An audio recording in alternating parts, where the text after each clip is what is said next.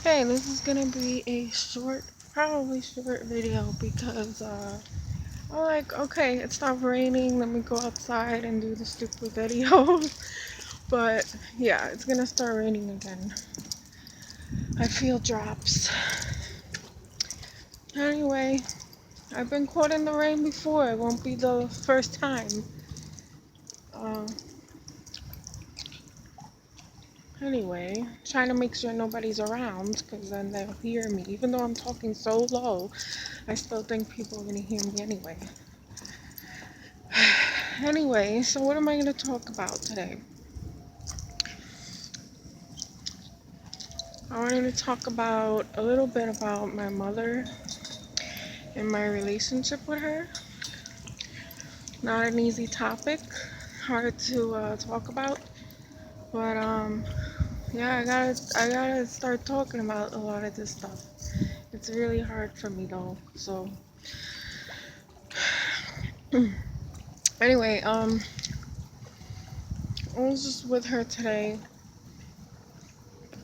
because unfortunately, right now I'm living in a small town here by the ocean, as you can see. It's a tiny town, and I ended up here because I had to leave my husband for like the sixth time, whatever time, I don't know. I lost count. That's how many times I left him. But this time is for good because he's with someone else, and just someone else. Well, he's been with other people, but this person can kind of like support him and give him what he needs or what he's looking for out of his next supply source, a primary source. So she's a primary source now. So that means I get bumped a few spots backwards and no longer an important source of supply for him. So she has her own house and everything. She's divorced and she kept the house. So now he had his own apartment, but he moves right in with her. So he doesn't have to go do the work and time to get himself his own place and own his own house and all that. So she already did that for him, basically. Um, a narcissist, they want to say they're hard workers, but in reality, they like to cut corners and do things the easier way and cheat. Not just cheat with people, they cheat with a lot of things in their lives. So, um,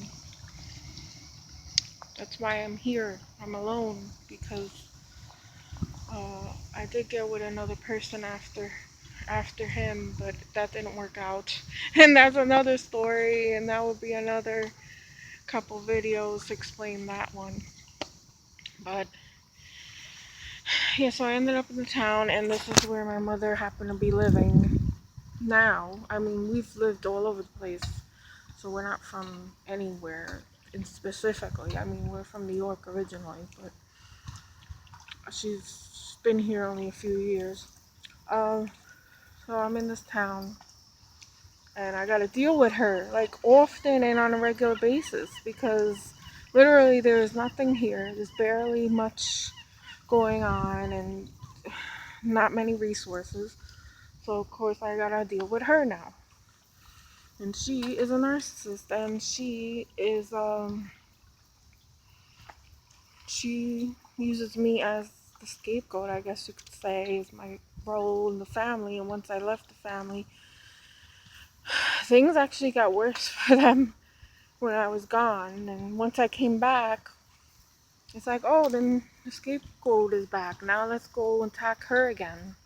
Because I have two sisters and a brother that live with her still, and she uses them as flying monkeys. And originally we had a pretty good relationship, especially when I was married. They didn't have to live with her or anything. We had a great relationship. I had a great relationship with my siblings. But now that I'm actually in a vulnerable position, I had to stay over there for a few months with her and them. And things got bad for me. Everyone turned on me, and it was hard. It was really hard to like see the transformation with my family and stuff like that, my siblings, and learning more about narcissism. It matched perfectly with my situation, and I came to terms with that and trying to make the best out of it I can. And I am going to make my way out of here because I'm a strong person. I know I can do it, and I just don't fit here. It's not for me.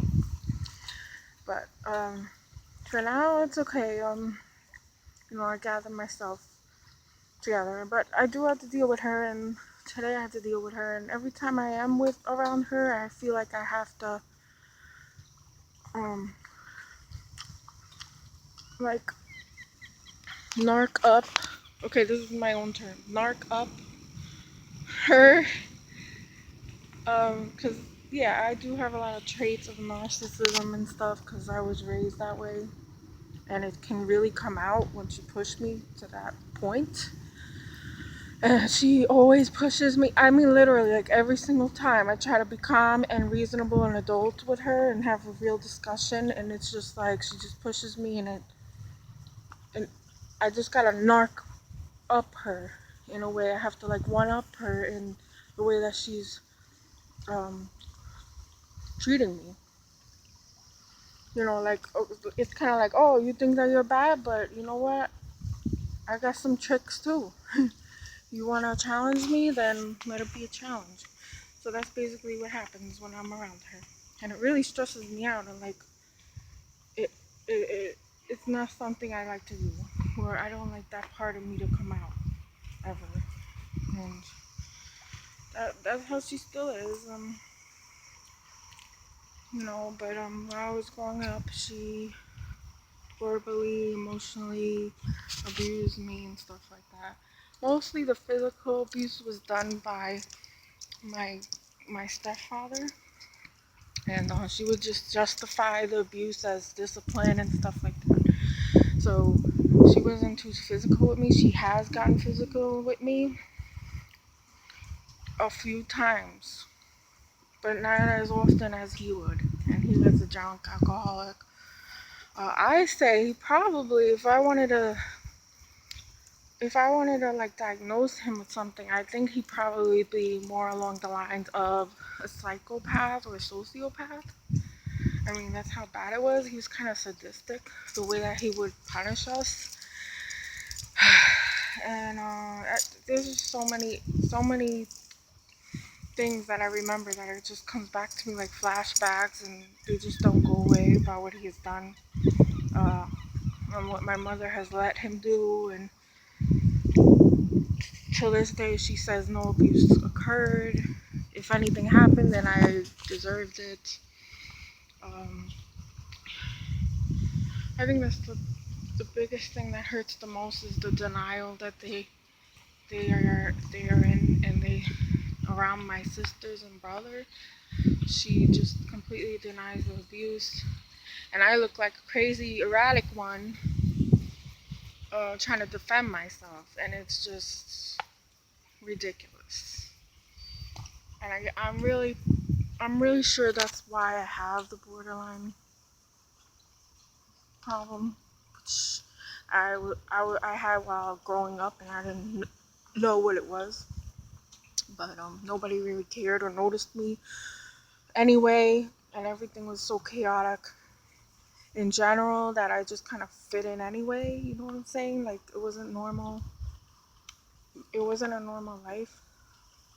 Like abuse, yelling, and being aggressive and breaking things. That was like a normal occurrence. So uh, obviously, when I grew up, I noticed other families that were not like that. I just felt uneasy around them. Like, okay, how am I supposed to act? Like I'm supposed to act like them. So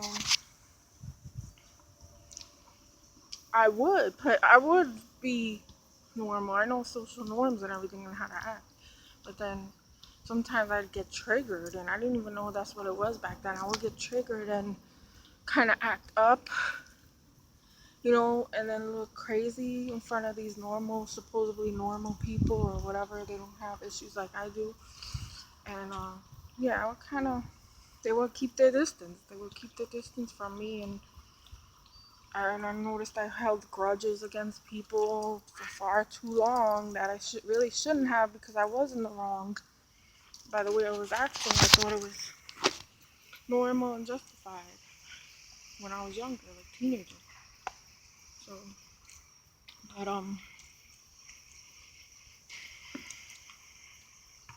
no, I really think that borderline is caused by narcissistic or abusive parents. That's what they say. Also, I have, oh my god,